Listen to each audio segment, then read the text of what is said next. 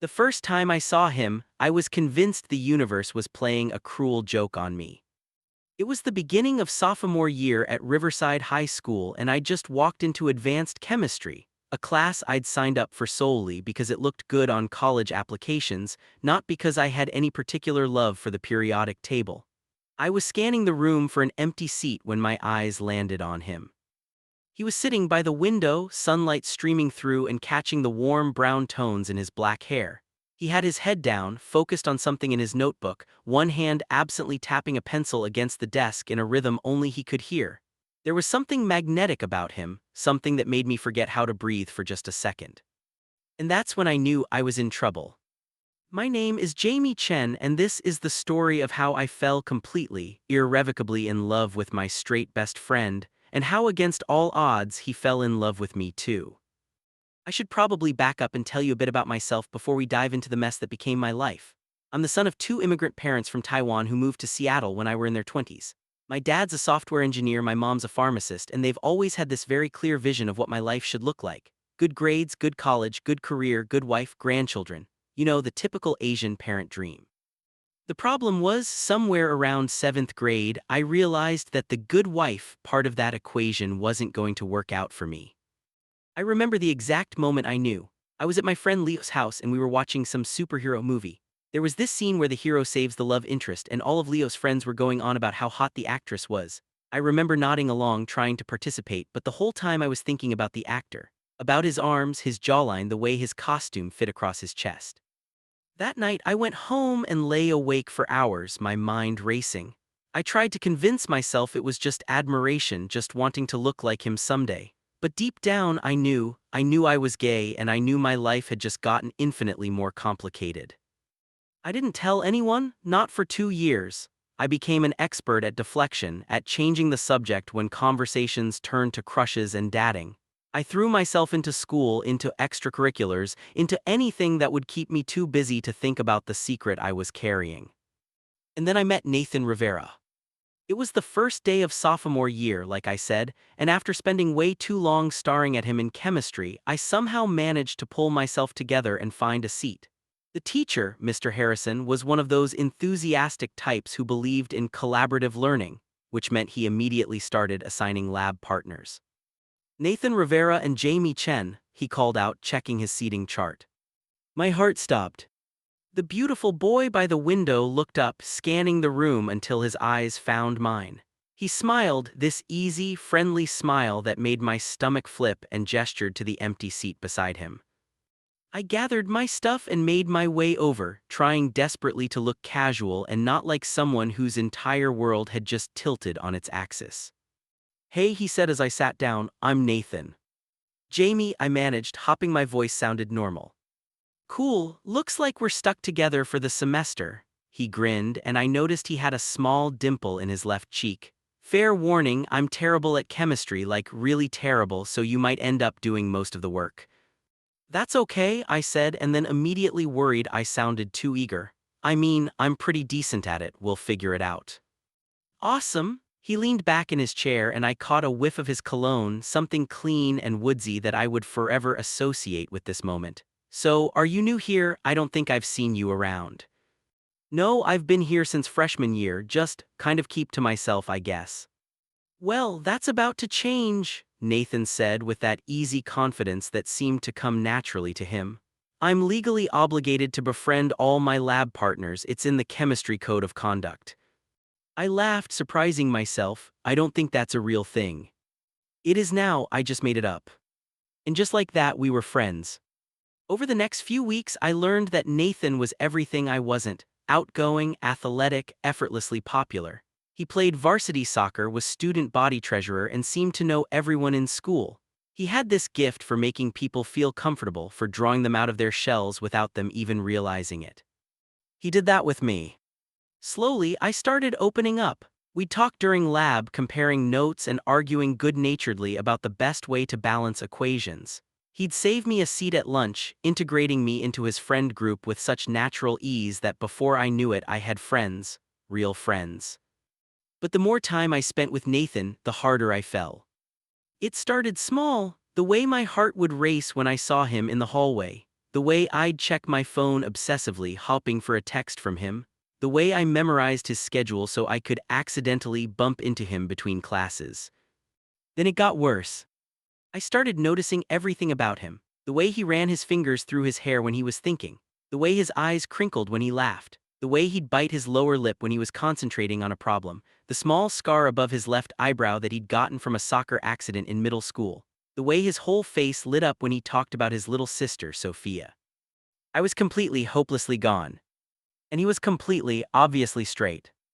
I knew this because Nathan talked about girls. A lot. He'd point out girls he thought were cute, ask for advice about how to talk to them, complain about the complicated dynamics of high school dating.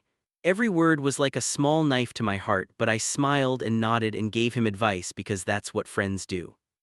What else could I do? Telling him the truth wasn't an option. I'd lose him, and losing Nathan wasn't something I could survive. So I buried it. I perfected the art of loving someone from a distance, of being content with friendship when I wanted so much more. Junior year, things shifted. Nathan broke up with his girlfriend, Ashley, a perfectly nice girl he'd been dating since the start of sophomore year. He seemed okay about it, said they wanted different things, but I noticed he'd gone quieter. He spent more time with me, less time with his usual crowd. We started hanging out outside of school more. Study sessions turned into movie nights, turned into just hanging out for no reason other than we enjoyed each other's company. We'd drive around the city at night, windows down, music playing, talking about everything and nothing. One night in October, we ended up at Discovery Park, sitting on a bench overlooking Puget Sound. The city lights reflected off the water and the air was crisp with the promise of fall. "Can I ask you something?" Nathan said, breaking a comfortable silence. "Always." He hesitated, and I noticed his hands were fidgeting with the strings of his hoodie, a nervous habit I'd learned to recognize. "Have you ever been in love?" The question caught me off guard. "Why do you ask?" "I don't know, I've been thinking about it lately. Like with Ashley, I cared about her, I really did, but I don't think I was ever in love with her, you know. I don't think I've ever felt that thing everyone talks about." My heart was pounding. What thing? That consuming thing where you can't stop thinking about someone, where everything reminds you of them, where you'd do anything just to make them smile. He looked at me, his expression vulnerable in a way I'd rarely seen. "Have you ever felt that?" I could have lied, should have lied. But something in his eyes, in the way he was looking at me like my answer actually mattered, made me tell the truth. "Yeah," I said quietly, "I have." "What's it like?" "Honestly, it's terrible." I laughed, but there was no humor in it. It's like carrying around this weight all the time, this secret that you can't share because you know it would ruin everything. It's wanting someone so badly it physically hurts, but knowing you can never have them." Nathan was quiet for a long moment. "That sounds lonely." "It is." "This person, do they know how you feel?" I shook my head. "No, and they can't. It would just make things complicated." "Maybe they feel the same way." "They don't," I said with certainty. "Trust me, they don't." He looked like he wanted to say something else, but he didn't. We sat there in silence, and I wondered if I'd said too much. If he suspected who I was talking about. But then he bumped his shoulder against mine, this casual gesture of affection that we'd developed over months of friendship, and said, "Whoever they are, they're an idiot for not seeing what's right in front of them." If only he knew. Winter came, and with it, a shift in our dynamic that I couldn't quite define. Nathan started touching me, more casual touches, nothing that would raise eyebrows but enough to make my skin burn wherever he made contact. A hand on my shoulder, fingers brushing mine when we reached for the same thing, sitting close enough that our thighs touched. I told myself I was reading too much into it, that this was just how some friends were. But late at night, alone in my room, I'd replay every interaction, analyzing every word and gesture like I was decoding some secret message. My friend Maya, who I'd come out to earlier that year, noticed the change in me. "You're distracted," she said one day at lunch while Nathan was in line getting food, "more than usual." "I'm fine." "Jamie," she gave me that look, the one that said she could see right through my bullshit. "You're staring at him like he's the only person in this entire cafeteria." I tore my eyes away from Nathan's back. "I am not." "You are, and honestly, I think he stares at you the same way when you're not looking." My heart lurched. "Don't." Don't what? Don't give me hope, please. I can't do that to myself. She reached across the table, squeezing my hand. I'm just saying, pay attention, that's all. But I couldn't pay attention, not the way she meant. Because paying attention meant hopping, and hopping meant potential devastation when reality inevitably crashed down. The night everything changed was a Friday in February. Nathan's parents were out of town for the weekend and he'd invited me over to hang out. This wasn't unusual, we'd had countless movie nights and gaming sessions, but something felt different about this one. There was a tension in the air I couldn't name, an electricity that made my skin prickle with awareness. We were on his couch, supposedly watching some action movie, but I couldn't have told you the plot if my life depended on it. I was too aware of Nathan beside me, of the way our arms were pressed together, of the warmth radiating from his body. Jamie, he said suddenly, his voice cutting through the movie's soundtrack. Yes. Can I tell you something, and you have to promise not to freak out? My stomach dropped. Okay. He grabbed the remote, pausing the movie, and turned to face me fully. In the sudden silence, I could hear my own heartbeat thundering in my ears. I've been doing a lot of thinking lately, he began, his words coming slowly, carefully, about myself, about what I want, about feelings I didn't know I could have. Nathan, please let me finish, because if I don't say this now, I might never have the courage again. He took a deep breath and I watched his hands shake slightly. I think I'm bisexual or maybe pan, I don't know exactly what label fits, but I know that I'm attracted to more than just girls. The world seemed to stop spinning. Okay, I managed, my voice barely a whisper. That's not all. His eyes met mine and there was something raw and terrifying in them. The reason I've been questioning everything, the reason I've been so confused, it's because of you, Jamie. I couldn't breathe, couldn't think, couldn't do anything but stare at him. I think I'm falling in love with you, he said, and his voice cracked on the word love. Actually, no, I think I've been falling in love with you for months and I've just been too scared to admit it to myself. But I can't keep pretending anymore. I can't keep acting like you're just my friend when every time I see you my heart does this thing and I can't stop thinking about you. And I kissed him. I didn't plan it, didn't think about it. I just leaned forward and pressed my lips to his, cutting off his rambling confession with action instead of words. For a second he froze and panic flooded through me. What had I done? What if I'd misread everything? What if? But then he was kissing me back, his hands coming up to cup my face, and every thought in my head evaporated. The kiss was soft at first, tentative, both of us afraid of breaking whatever fragile thing was happening between us. But then Nathan made this small sound in the back of his throat and something in me snapped. I deepened the kiss, pouring years of longing and want and love into it, and he matched me, meeting me with equal intensity. When we finally broke apart, both breathing hard, he rested his forehead against mine. I've wanted to do that for so long, he whispered. Me too, I admitted. God, Nathan, you have no idea how long. Tell me, he pulled back slightly, his hands still cradling my face. Tell me everything, how long have you felt this way? Since the first day of chemistry, I confessed. Since the moment I saw you sitting by that window, I've been in love with you for almost 2 years. His eyes widened. 2 years, Jamie, why didn't you say anything? Because I thought you were straight, because I couldn't risk losing you, because having you as a friend was better than not having you at all. You're never going to lose me, he said fiercely. Never, I promise you that. How long have you known, about your feelings I mean? He thought about it. I think part of me has known for a while, but I kept telling myself it was just really intense friendship, that the way I felt about you was normal for best friends. It wasn't until after I broke up with Ashley that I started to really examine it. Is that why you broke up with her? Partly, I kept comparing her to you and that wasn't fair to her. Every time she'd text me, I'd wish it was you instead. Every time we'd hang out, I'd think about how much more fun I had with you. He smiled sadly. She actually called me out on it, said I was clearly in love with someone else. I denied it at the time, but she was right. I didn't know what to say to that, so I kissed him again, softer this time, savoring it. What happens now? I asked when we parted. I don't know, he admitted. This is all new to me. I've never been with a guy before. I don't know how to do this. Neither do I really. I mean, I've known I was gay for years, but I've never actually dated anyone.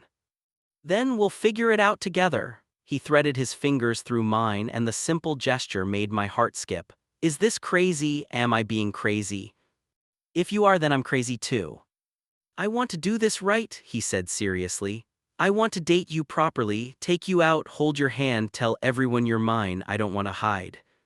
The words were perfect, everything I'd ever wanted to hear, but reality crept in. Nathan, are you sure? Coming out, especially at school, it's not easy.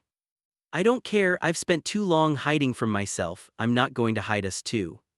What about your parents, your friends, the soccer team? He was quiet for a moment. I'm scared, he admitted. I'd be lying if I said I wasn't, but I'm more scared of losing you, of not doing this because I'm afraid of what other people might think. We can take it slow, I offered, there's no rush. I don't want to take it slow, he squeezed my hand. I've already wasted almost 2 years not knowing how you felt, I don't want to waste any more time. We talked for hours that night, curled up together on his couch. We talked about fears and hopes, about what we wanted and what we were afraid of. We kissed more, learning each other, discovering what made the other gasp or smile or melt. I didn't leave until almost 3 a.m., and even then I didn't want to go. Text me when you get home, Nathan said at the door, his arms wrapped around me in a hug that lasted longer than necessary. I will. Jamie, he pulled back just enough to look at me. Thank you. For what? For being patient with me, for being you, for loving me even when I was too oblivious to see it. I kissed him one more time, soft and sweet, always. The next few weeks were a blur of stolen moments and secret smiles. At school, we maintained our friendship, but now it was charged with this new awareness. His hand would brush mine in the hallway, our eyes would meet across the cafeteria, and I'd see everything I was feeling reflected back at me. When we were alone, we could be ourselves. We'd make out in his car after study sessions, take long drives with our fingers intertwined, spend hours on the phone even though we'd just seen each other. It was perfect and terrifying, and more than I'd ever let myself hope for. But we couldn't hide forever. Nathan came out to his parents first on a Sunday afternoon in March. I wasn't there, but he called me afterward. And I could hear the emotion in his voice. How did it go? I asked, my heart in my throat. Better than I expected, actually. My mom cried, but in a good way, I think. She just kept saying she loved me and that nothing would change that. My dad was quieter, but he hugged me and said he was proud of me for being honest. Relief flooded through me. That's amazing, Nathan. I told them about you, about us. My breath caught. You did. Yeah, I wanted them to know. They want to meet you officially, I mean, as my boyfriend, not just my friend. Boyfriend, I repeated, testing out the word. I like the sound of that. Me too, I could hear the smile in his voice. So, will you come to dinner this weekend, meet my parents properly? Of course. Fair warning, my mom's probably going to embarrass me, and Sophia is definitely going to interrogate you about whether you're good enough for her big brother. I can handle it, I said, even though my stomach was doing nervous flips at the thought. I know you can handle anything. Coming out at school was Nathan's decision, but we made it together. He posted something on social media, a picture of us from a hike we'd taken the weekend before, his arm around my shoulders, both of us grinning at the camera.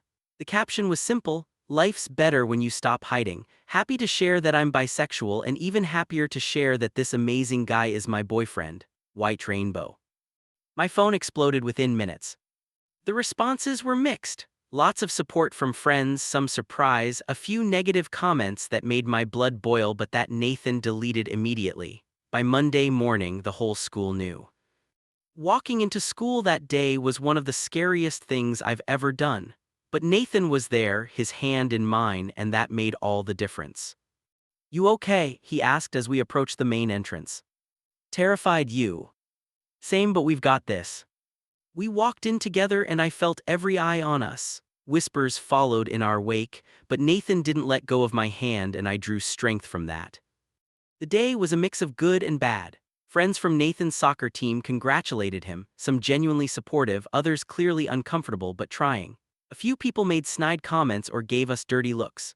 Maya squealed so loudly when she saw us holding hands that the entire hallway turned to stare, then proceeded to hug us both and declare herself our biggest fan.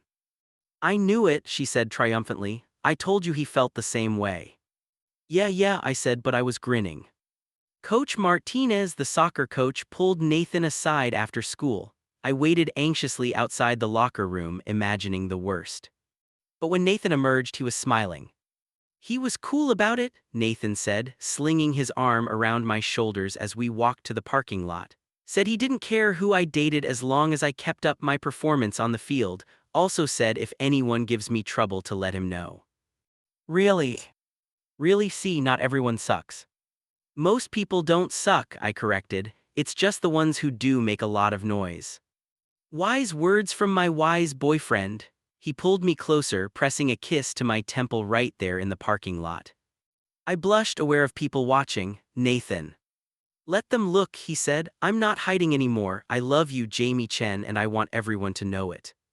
It was the first time he'd said those words, I love you, and they hit me with the force of a tidal wave.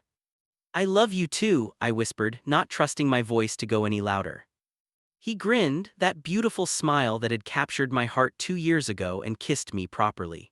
And in that moment, standing in the school parking lot with his arms around me and his lips on mine, I knew that every second of longing, every moment of doubt, every fear I'd carried had been worth it for this. For him. For us. The rest of junior year passed in a haze of happiness I'd never experienced before. Nathan and I navigated the complexities of being out in high school together, learning as we went. There were challenges, of course. Some of Nathan's friends drifted away, uncomfortable with his sexuality or our relationship. He dealt with comments from opposing teams during soccer matches, slurs yelled from the sidelines that made my blood boil. I watched him grow from those experiences, watched him develop a thick skin and a fierce pride in who he was. My own coming out to my parents happened in April, a month after Nathan and I went public. I'd been avoiding it, terrified of their reaction, but Nathan encouraged me, reminded me that living authentically was worth the risk. I told them over dinner one evening, my palms sweating, my heart racing. Mom, Dad, I need to tell you something, I began, my voice shaking slightly. I'm gay and I have a boyfriend, his name is Nathan. The silence that followed felt eternal. My mother's chopsticks clattered against her bowl, my father's expression was unreadable. How long have you known? My mother finally asked, her voice careful. Since I was 13, but I've been with Nathan for a couple months now. More silence. Then my father sighed deeply. This is unexpected, he said in Mandarin, which he always switched to when he was processing heavy emotions. I know it's not what you wanted, I started. Jamie, my mother interrupted, also in Mandarin, let your father speak. My father looked at me, really looked at me, his expression softer than I'd expected. What I want, he said slowly, is for my son to be happy. Are you happy? The question surprised me. Yes, very happy. This boy Nathan, does he treat you well? He treats me amazingly. My father nodded. Then that is what matters, he switched back to English. We will need time to adjust. This is not what we expected, but you are our son and we love you. That will not change. My mother was crying silently, tears streaming down her face. Mom, I asked, worried. She got up, came around the table and pulled me into a fierce hug. I love you, she said in my ear. I'm sorry if we ever made you feel like you couldn't tell us. I love you exactly as you are. I hugged her back, my own tears falling now. It wasn't perfect. In the weeks that followed, there were awkward conversations and uncomfortable moments. My mother sometimes said things that revealed her generation's biases, and my father would get quiet when I talked about Nathan. But they tried, they really tried. When they finally met Nathan at a family dinner in May, I watched my mother's face soften as he charmed her with compliments about her cooking and asked her about her work at the pharmacy. My father engaged him in a discussion about soccer, and I saw the moment my dad's reservations began to melt away. He's a good boy, my mother said to me later in Mandarin so Nathan couldn't understand. He loves you, I can see it in how he looks at you. I love him too, Mama. She patted my cheek, the gesture achingly tender. I know, my son, I know. Summer arrived, bringing with it a sense of freedom. Nathan and I both got jobs, him coaching at a youth soccer camp, me working at a local library, but we spent every free moment together. We went on real dates now, dinner and movies, hikes in the mountains, day trips to the coast. We discovered the joy of just existing together, of comfortable silences and easy laughter. One night in July, we were lying on a blanket in his backyard, stargazing. His family had gone to bed, leaving us alone with the vast expanse of the night sky. "I've been thinking," Nathan said, his fingers tracing patterns on my arm, "about the future." "Yes." "About college, about where we're going to go, what's going to happen to us." My stomach tightened. This was a conversation I'd been dreading, even though I knew it was inevitable. And "I've been looking at schools in California. UCLA, USC, maybe some of the UCs, good soccer programs, good academics." That's great," I said, trying to keep the disappointment out of my voice. We'd never explicitly talked about staying together, about trying long distance. "The thing is," he continued, "I noticed you applied to a lot of those same schools." "I did, they have good programs for what I want to study.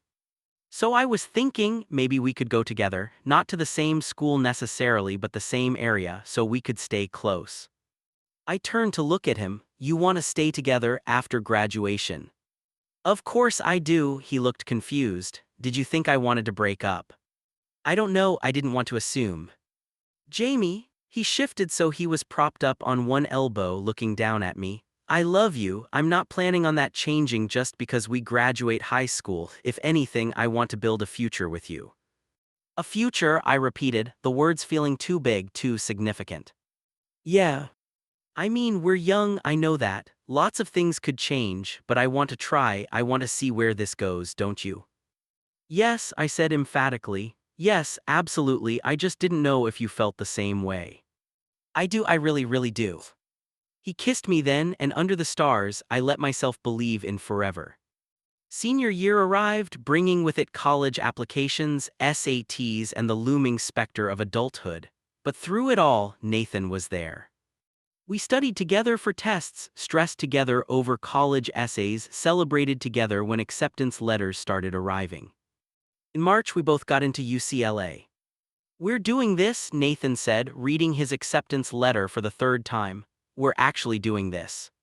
"We are," I agreed, feeling a mix of excitement and terror.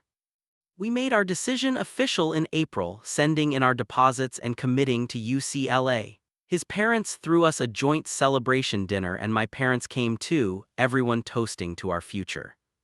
"To new adventures," Nathan's dad said, raising his glass. "To Jamie and Nathan," my mother added, "may you always find happiness together." We graduated in June on a perfect sunny day. As we walked across the stage to receive our diplomas, Nathan's hand found mine in the crowd, and we shared a smile that said everything words couldn't. The summer before college was bittersweet. We were excited about the future but sad to leave behind our childhoods, our families, the familiar streets of Seattle. We spent as much time together as possible, creating memories to carry with us. Nathan taught me to play soccer. I was terrible. I introduced him to my favorite books. He actually read them. We took a road trip down the coast with Maya and a few other friends, camping and laughing and being young. One night at the end of August, a week before we were set to leave for Los Angeles, we were in Nathan's room, supposedly packing but mostly just sitting on his floor surrounded by boxes, reminiscing. "Remember chemistry class?" Nathan asked suddenly, "when Mr. Harrison paired us up?" "How could I forget? That was the best day of my life." "Mine too, though I didn't know it at the time." He reached over, threading his fingers through mine. "I keep thinking about that, Jamie, about how different things could have been." "What do you mean?" "What if we'd never been paired up? What if I'd never gotten to know you? What if I'd been too scared to tell you how I felt and we'd just gone our separate ways after graduation?"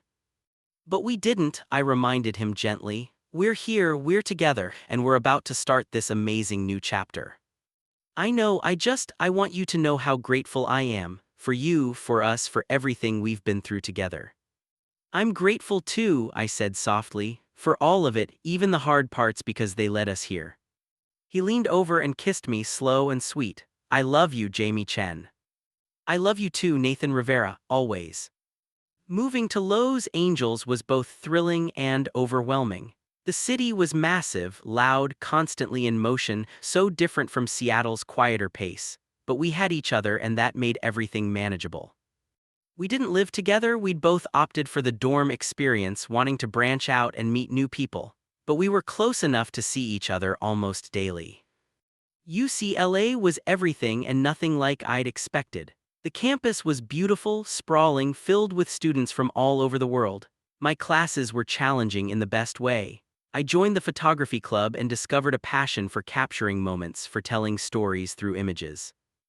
Nathan thrived too. He made the soccer team, balancing practices and games with his coursework in kinesiology.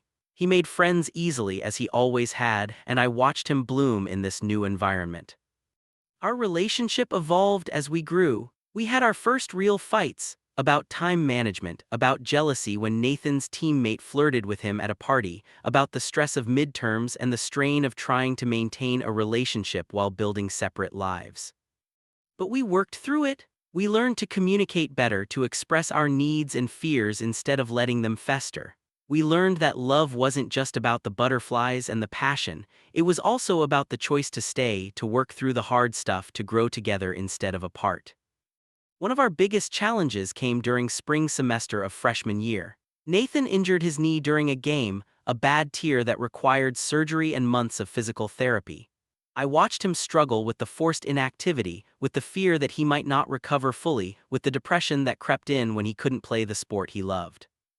I was there through all of it. I drove him to physical therapy appointments, helped him with exercises at home, held him when he broke down crying from frustration and pain.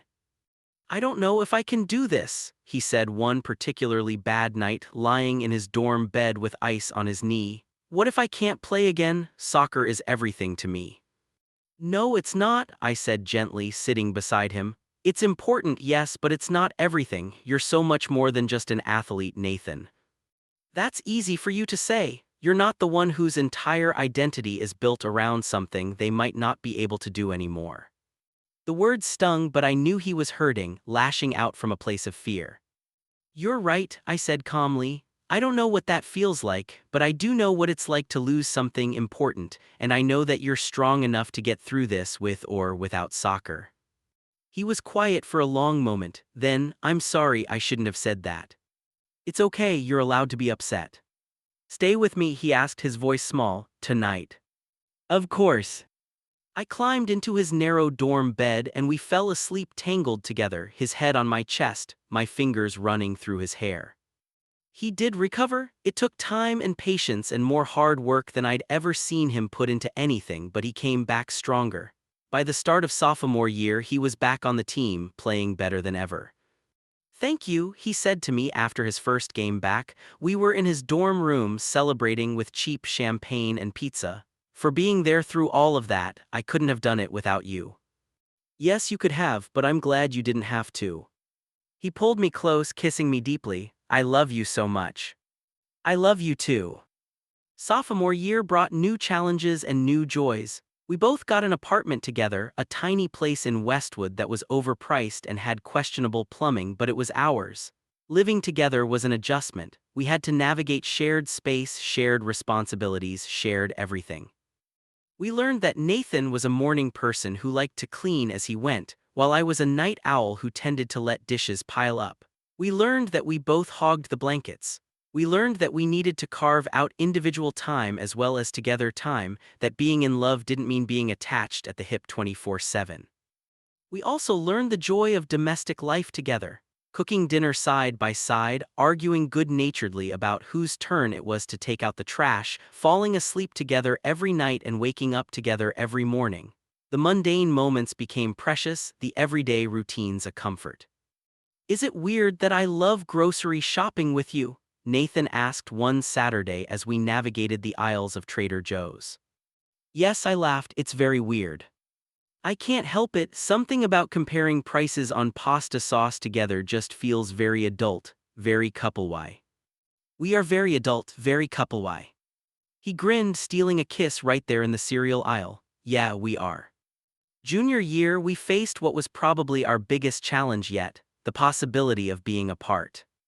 Nathan was offered an incredible opportunity. A semester abroad in Spain, training with a professional soccer academy and taking classes at the University of Madrid. It was a dream opportunity, one that could open doors to a professional career after graduation. But it meant leaving me for 4 months. "I don't have to go," he said when he first got the acceptance letter. "We can figure something else out." "Nathan, you have to go. This is an amazing opportunity." "But I don't want to leave you." "I don't want you to leave either," I admitted. "But I also don't want you to pass this up because of me. You'd regret it and eventually you'd resent me for holding you back." "I could never resent you." "You say that now, but in 5 years when you're wondering what might have been, yeah, you would." We talked about it for days, weighing the pros and cons, discussing the logistics of long distance. Finally, Nathan made his decision. "I'm going," he said, "but only if you're okay with it.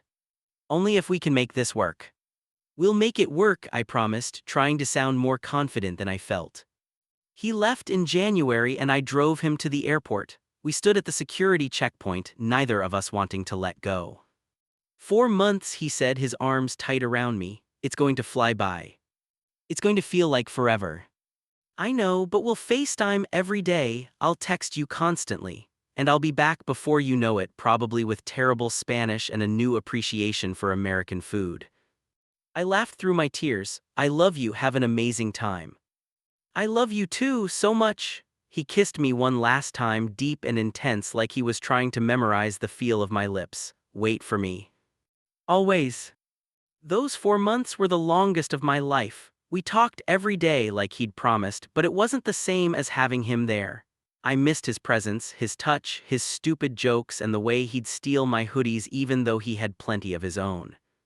But we made it work. We had virtual movie nights, sending each other screenshots of our screens so we could watch the same films together. He sent me photos of Spain, the architecture, the food, his teammates. I sent him updates about our friends, about my classes, about the mundane details of life in LA without him. "I miss you" became our most common refrain. "Miss you more" was the usual response. "Impossible," one of us would say, and we'd go back and forth until we were laughing, the distance feeling a little less vast. He came back in May, tanned and speaking Spanish phrases he'd picked up and more confident than when he'd left. I picked him up from the airport, and when I saw him coming through arrivals, everything else disappeared. He dropped his bags and ran to me, and I caught him, spinning him around as he laughed.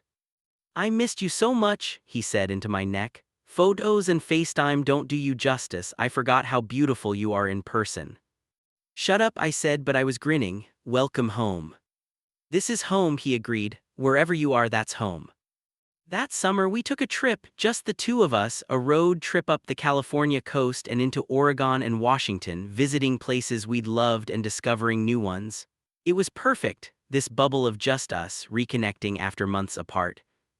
"I have something to tell you," Nathan said one night. We were camping in Olympic National Park, lying in our tent and listening to the rain pattering on the fabric above us. "Okay," I said, suddenly nervous. "While I was in Spain, I got approached by a scout for a professional team in Germany." My heart stopped. "What?" "It's not a done deal or anything, but they're interested. They want me to come for a trial after graduation." "Nathan, that's incredible," and it was, but it also meant more distance, more time apart. "I haven't said yes yet because I wanted to talk to you first, because whatever I decide, I need to make sure we're on the same page." "What do you want to do?" "Honestly, I want to try. This is what I've been working toward my whole life, but I also can't imagine doing it without you." I thought about it, about what that would mean for us, for my own career plans, for the life we'd been building together. "Then I'll come with you," I said.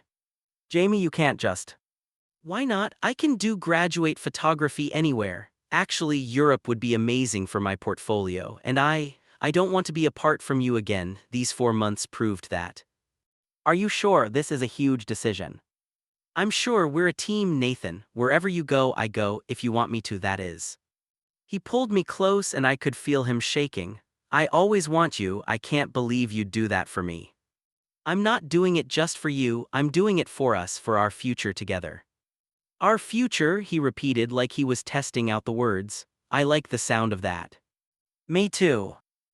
Part 4 forever starts now. Senior year was a whirlwind. Nathan's trial with the German team went well and he signed a contract to start with them after graduation. I applied and was accepted into a photography graduate program in Berlin. We were really doing this, moving to Germany, starting a whole new life together in a foreign country. Our families had mixed reactions. Nathan's parents were excited but worried. My parents were more concerned, afraid of me being so far away, but they'd learned to trust my decisions. "You're sure about this?" my mother asked when we told them our plans, moving so far for a boy. "For a man, Mama, and yes, I'm sure I love him." "Love is important," my father said, "but it is not always enough." "I know that, Dad, but this isn't just about love, it's about building a life together, about taking risks and chasing dreams. You and Mom did the same thing when you moved to America." He smiled slightly. "You are right, we did, and look how that turned out." He placed a hand on my shoulder. "If you are certain this is what you want, then you have our blessing, but promise me you will be careful, you will take care of yourself." "I promise." Graduation day was bittersweet. We were excited about the future but sad to leave behind this chapter of our lives. UCLA had been good to us, we'd grown up here, found ourselves, built a foundation for our future. At the ceremony, Nathan and I sat together, our hands intertwined under our graduation gowns. "This is it," he whispered as names started being called. "End of one chapter, beginning of another." "Best chapter yet," I whispered back. "How do you know it hasn't happened yet?" "Because I'll be with you, every chapter with you is the best chapter." He kissed me right there in the middle of the ceremony, not caring who saw. We moved to Berlin in July. The city was overwhelming at first, the language barrier, the different culture, the sheer foreignness of everything. But we adapted like we always did. Nathan threw himself into training with his new team. I started my graduate program and began building a portfolio of European street photography. We found a small apartment in Kreuzberg, a vibrant neighborhood full of artists and students. Our first year in Berlin was an adventure. We navigated bureaucracy in broken German, discovered our favorite cafes and bakeries, made friends with Nathan's teammates and my classmates. We explored the city together, wandering through museums and parks, learning the U-Bahn routes, finding our place in this new world. It wasn't always easy. We were in a foreign country, away from our support systems, building careers and trying to maintain a relationship through all of it. We fought sometimes, usually about stupid things amplified by stress and exhaustion. But we always came back to each other, always remembered why we'd chosen this path. "I wouldn't want to do this with anyone else," Nathan said one night. We were on our tiny balcony, looking out over the city lights, drinking cheap German wine. "Not even if they spoke better German than me." He laughed. "Not even then, you're it for me, Jamie, you've always been it for me. Even when you didn't know it. Especially then." 2 years into our time in Berlin, on a December evening with snow falling softly outside our window, Nathan came home from practice with a nervous energy I couldn't quite place. "What's wrong?" I asked. "Did something happen at training?" "No, nothing's wrong, I need to talk to you about something." My stomach dropped. Those words never led anywhere good. "Okay."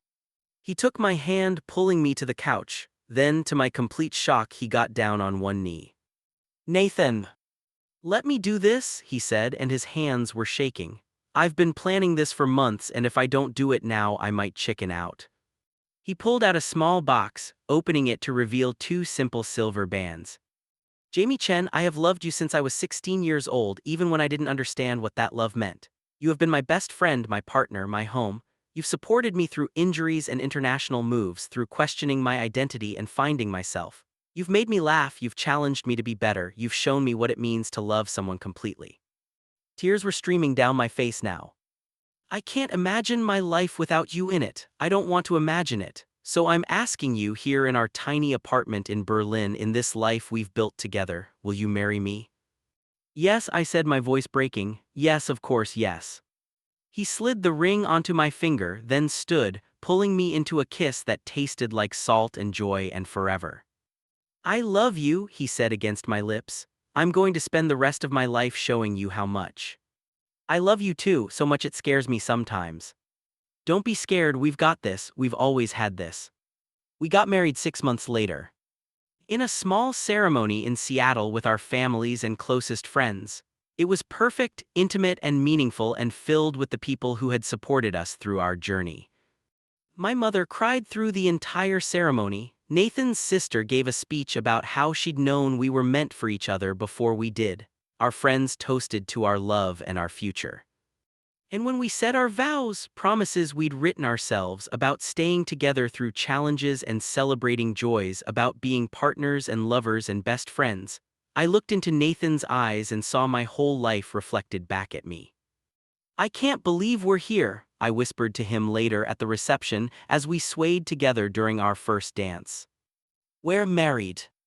Married happy, together after everything we went through." "I can," he said simply, "because this is where we were always meant to end up. It just took us a little while to get here. I'm glad we found our way." "Me too, though I have to say, you made it pretty easy to fall in love with you." "Oh yeah, how's that?" "You were just yourself, kind, smart, patient, beautiful. You saw me, really saw me before I even saw myself. How could I not fall in love with that?" "You're going to make me cry at our own wedding." "Good, I like when you cry happy tears." I laughed, resting my head on his shoulder as we continued to dance.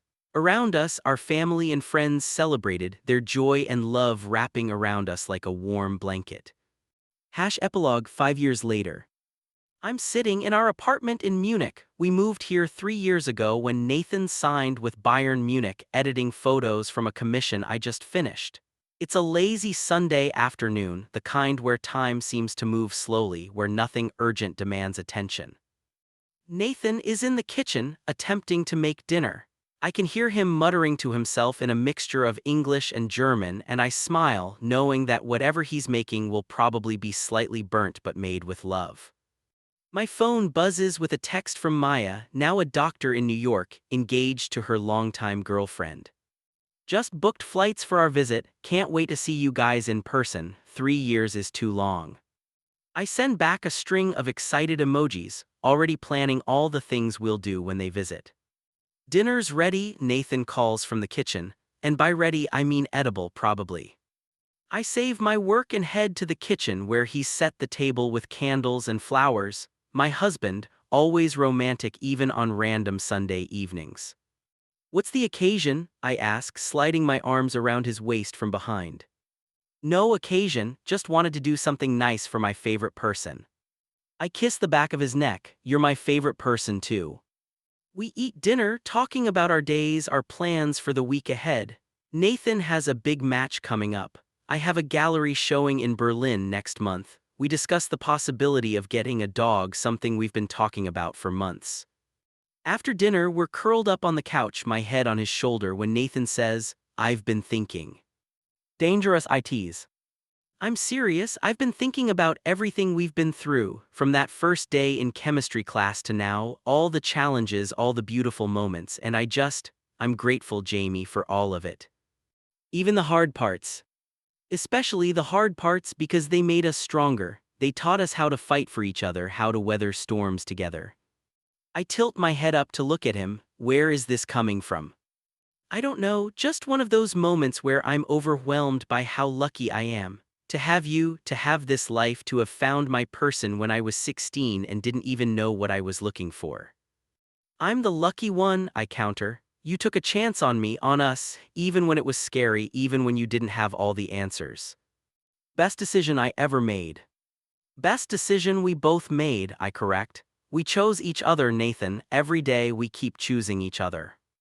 "And I'll keep choosing you," he says, pulling me closer, "every day for the rest of our lives." "Promise. Promise."